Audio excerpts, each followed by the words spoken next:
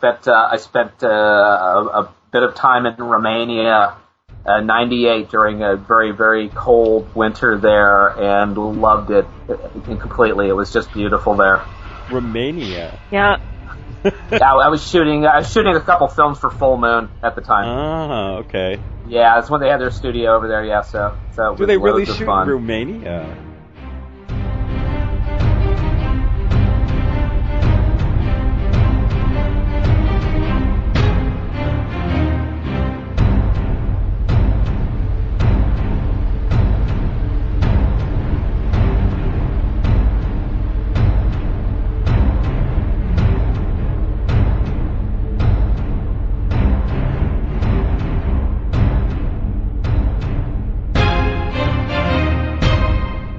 Hello and welcome to the Halloween edition of Simply Radio. Boo. That's about all I could prepare for you. I wanted to have something really special, but I couldn't think of anything to do in voice. Just add a sound effect there. I should add a really sound good, effect, maybe, yeah. Anyway, Sure. Today on Simply Radio, we have Don and Pia as our panel, and we're talking with Jeff Farley, who's done makeup effects for a real lot of movies. I won't go on with the list. I'll let him tell you a little bit about himself. And so I'll turn it over to Jeff right now. Cool. Well, a little about myself. I started out as a kid growing up in Los Angeles, and pretty young in life, I started hanging out at Forey Ackerman's, who was the editor of Famous Monsters, and through him I met all kinds of people like John Landis and Ray Harryhausen, and through that I ended up getting my first job on a William Shatner movie called Kingdom of the Spiders back in the late 70s. I was just like a teenager at the time, and it just kind of cemented my wild passion to enter the industry, and so over 30 years later, I'm still sort of kicking around doing it, and I just finished up Ginger Dead Man 3, and also had a Camera Obscura web series that I did all the research for and co-produced with Drew Daywalt. Sorry. I was involved in that show also, and then since then I've been producing a bunch of horror short films with Drew, and we won an award last night, and we have one showing up on Halloween on DreadCentral.com called The Bad Cookie. So we'll talk a little more about that later. So. Awesome. What was the award that you won last night? Pardon?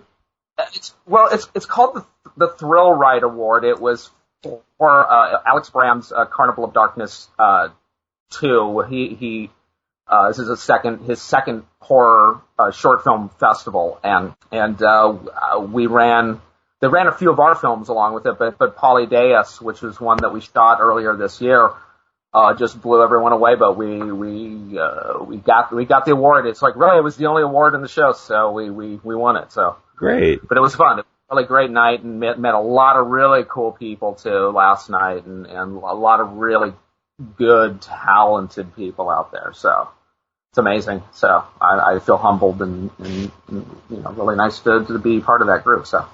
Okay. Well, to talk a little bit about your bio now, one of the names that sticks out for me is Ray Harryhausen, and sure, yeah. I was just wondering, what was he like, and was he good to work with, and he was a very talented guy. I never worked with Ray. What happened was, I was a big fan of Ray's, and just like any other kid, up in the 70s, watching all of his movies, and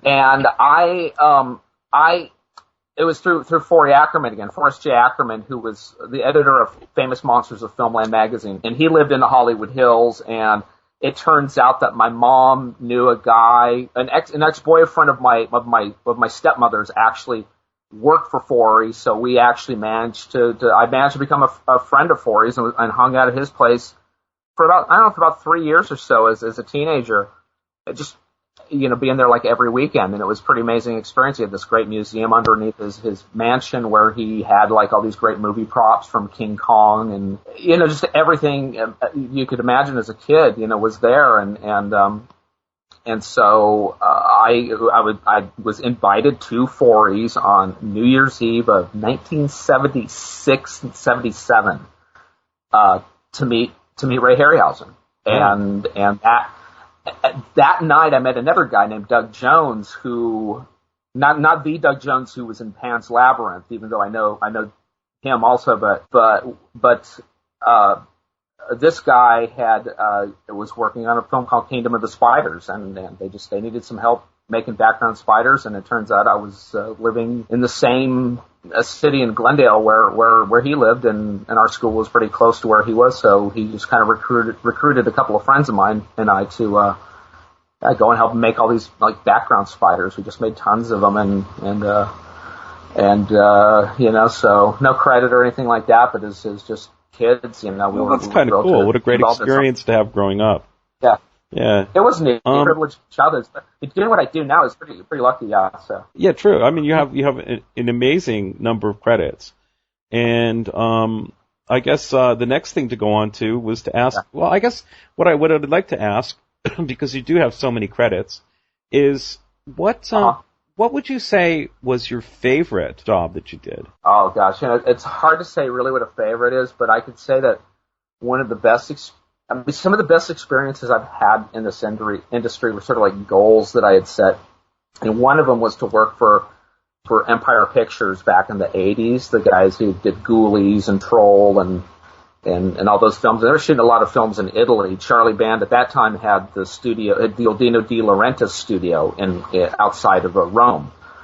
And he was shooting all these movies there, and I just desperately wanted to work for them. And I had actually ended up working on Serpent and the Rainbow first, but then after that I went over to John Buechler's and ended up spending the last 8 months or so of Empire's life working for John, and spent the last 3 months of that in Italy on a show called Arena.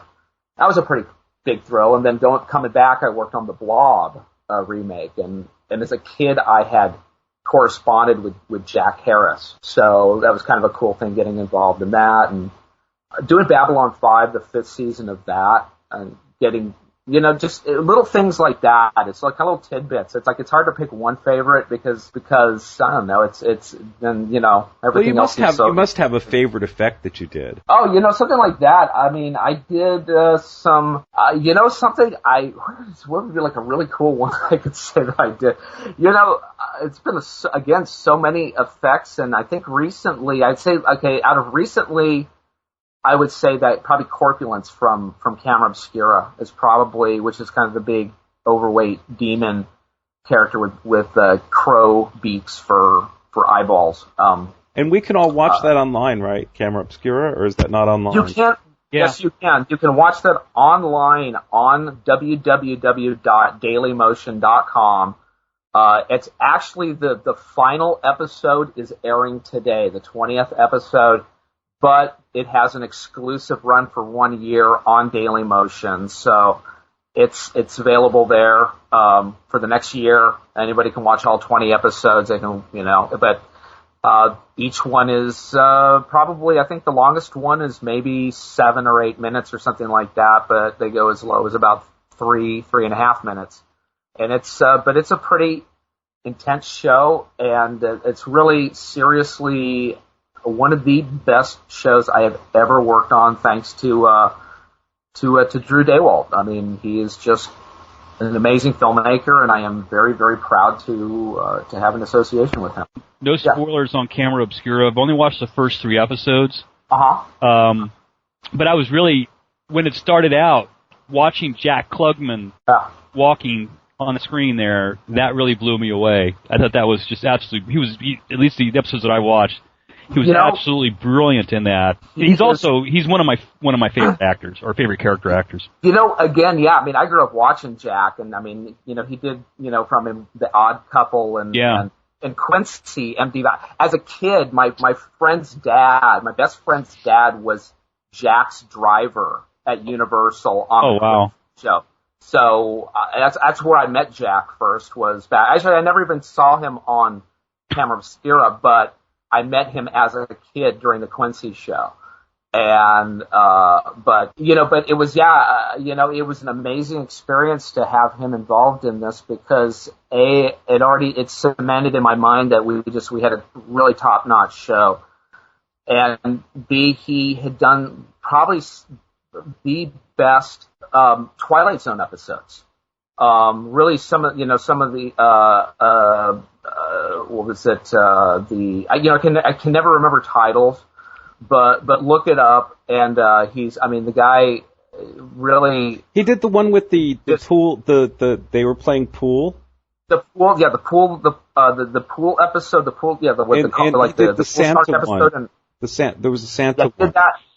He did also the one with Billy Mummy, the one with Pip. I can't remember this, but that was a really heart-wrenching episode. And I mean, God, he's just such a good actor. But he got involved because he was sent the script.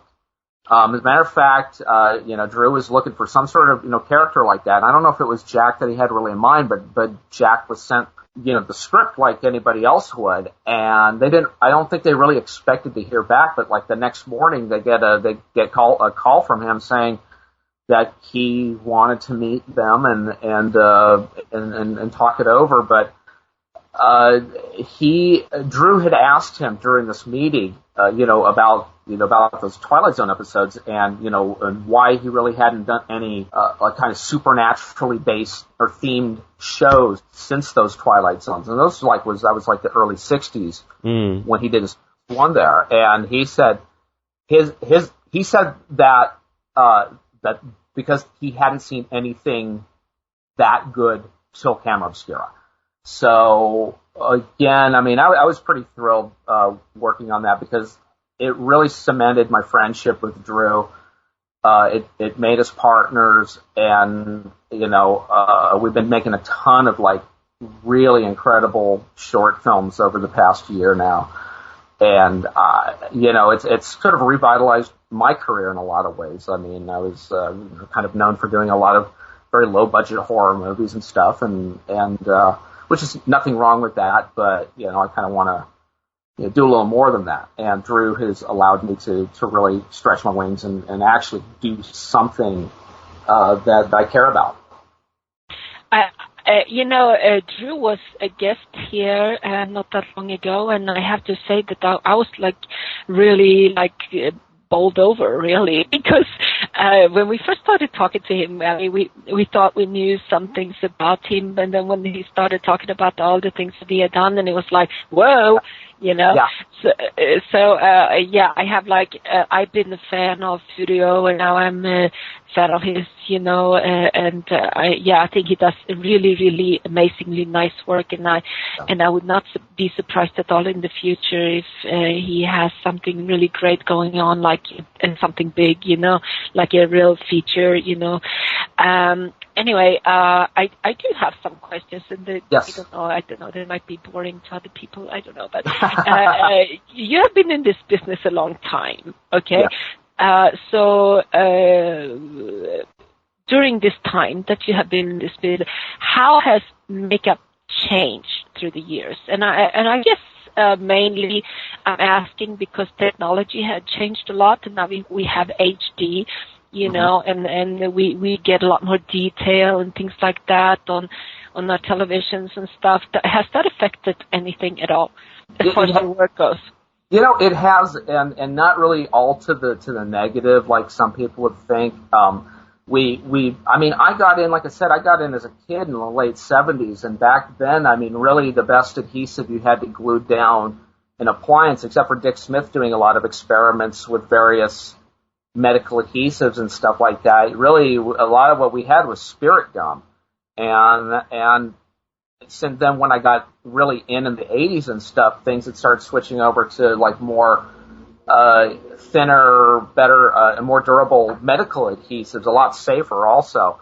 And even then, there's been some changes since then, and so there's just kind of on that end, just kind of the materials, the technical materials end on my side, that stuff has changed. We've had silicone appliances come in. Just some really amazing artists have emerged who are just doing incredible work with, with all kinds of new materials and even traditional materials like gelatins and foam latexes. And